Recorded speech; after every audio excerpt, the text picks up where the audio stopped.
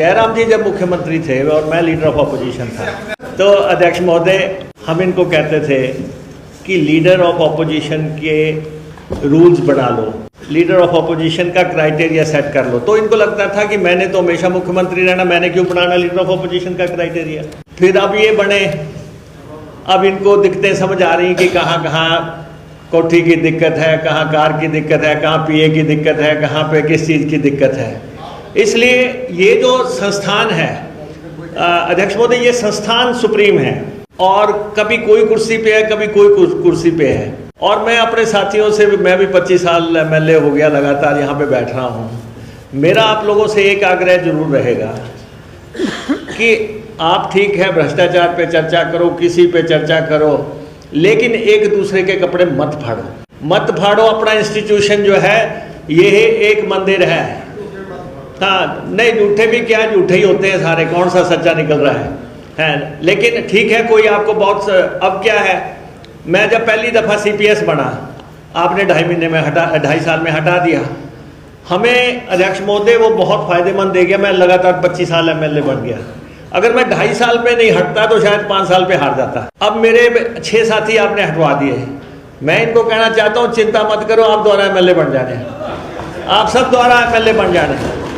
अब आजकल नहीं, ऐसा ही होता है, ऐसा ही होता है। देखो नहीं ठाकुर साहब, एक बात मैं आपको बताऊं कि अब जैसे आपने सीपीएस पे पिटीशन कर दी, हमारे सत्ती जी, मैं इनका बड़ा सम्मान करता हूं और मैं इनको नैतिक मूल्यों के नाते मैं इनकी कदर भी करता हूं, लेकिन ये खुद सीपीएस रहे, इन्होंने पिटीशन डाल दी सीपीएस के खिलाफ, अपने टाइम में पूरा रहे ठोक बजा के। लेकिन बाद में जब मैंने पिटीशन पे इनका नाम देखा तो मेरे को बड़ी हैरानी हुई। मैंने कहा यार, सत्ती तो जो है नैतिक मूल्यों वाला आदमी है, ये क्या कर रहा है? लेकिन सीपीएस हटाने के खुद रहे, फिर इनको हटवा दिया। अब आगे डिप्टी चीफ मिनिस्टर की बारी, डिप्टी चीफ मिनिस्टर भी साथ में आपने पिटीशन में डाल दिया है, क्योंकि आपको लगा कल दिन को आप पता नहीं परमार साहब ने और विक्रम में पता नहीं कितनी की लड़ाई होनी डिप्टी चीफ मिनिस्टर के लिए। फिर आप लड़ेंगे कि यार मुकेश को क्या क्या मिलता था, उसको कोई गाड़ी मिलती थी कि नहीं मिलती थी, उसको घर मिलता था कि नहीं मिलता, क्या मिलता था। फिर आप उस पे आएंगे। अभी आप कह रहे हैं कि डिप्टी चीफ मिनिस्टर का फैसला जो है हाई कोर्ट में, तो चलो आपने वापस लिया, सुप्रीम कोर्ट ने फैसला कर दिया कि सारा ठीक है ये, और डिप्टी चीफ मिनिस्टर पूरी कंट्री में है और 2-2, 3-3 है। अब नहीं, मेरे को तो क्या हटाना, मैं तो आपसे लड़ने को तैयार है, तो लेकिन मैं तो परंपराएं सेट करने में निकल गई मेरी जिंदगी कि मैं सीपीएस का कायदा सेट करूं, मैं डिप्टी सीएम का सेट करूं, मैं लीडर ऑफ ऑपोजिशन का सेट करूं।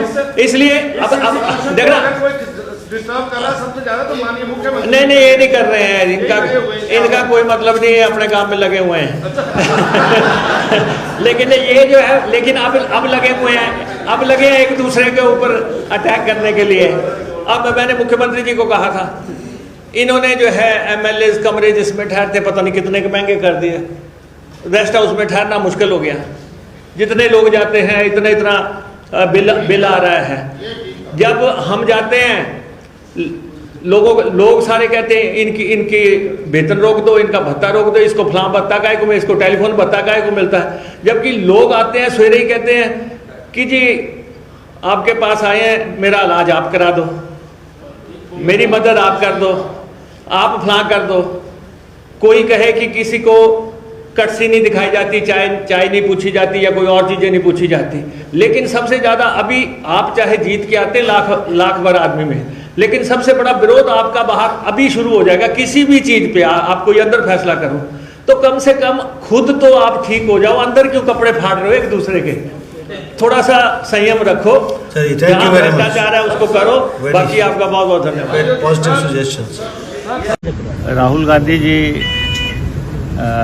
विपक्ष के नेता हैं सर, कैमरा सेट और विपक्ष के नेता अपने संसदीय दल के साथ अगर संसद में प्रवेश करते हैं तो उनका रास्ता रोकना या फिर उनके साथ धक्का मुक्की करना, ये हिंदुस्तान की लोकतांत्रिक मूल्यों के खिलाफ है। और राहुल गांधी जी शिष्टाचार में उनका कोई मुकाबला नहीं कर सकता। इस देश की राजनीति में राहुल गांधी जी का जो शिष्टाचार है, जो व्यवहार है, उन पे कोई उंगली भी नहीं उठा सकता। आक्षेप तो क्या किसी ने करना है। तो इसलिए सारे वीडियोस सामने आ गए हैं। इसलिए केंद्र की सरकार लोकतांत्रिक मूल्यों का हनन करके एक मान्यता प्राप्त विपक्ष को जो है अपने कामकाज करने में बाधा पहुंचा रहा है, खौफ पैदा करने की कोशिश कर रहा है। ये बहुत ही दुखद है, लेकिन कांग्रेस पार्टी लड़ाई लड़ना जानती है। राहुल गांधी जी का जब संसद से निकाले गए थे, उन्होंने वो लड़ाई भी लड़ी थी। राहुल जी का जब मकान आवास रद्द किया था, उन्होंने वो लड़ाई भी लड़ी थी। उन्होंने पूरे देश में जो है अलग जगा के कांग्रेस पार्टी को केंद्र में ताकत बना के उन्होंने प्रवेश किया। और ये इनसे रास नहीं हो रहा है कि प्रधानमंत्री जी के बिल्कुल सामने राहुल गांधी जी क्यों बैठ रहे हैं। तो इसलिए कांग्रेस पार्टी इस देश के लोगों की लड़ाई लड़ती है और संसद के अंदर जाने से कांग्रेस के नेताओं को कोई रोक नहीं सकता।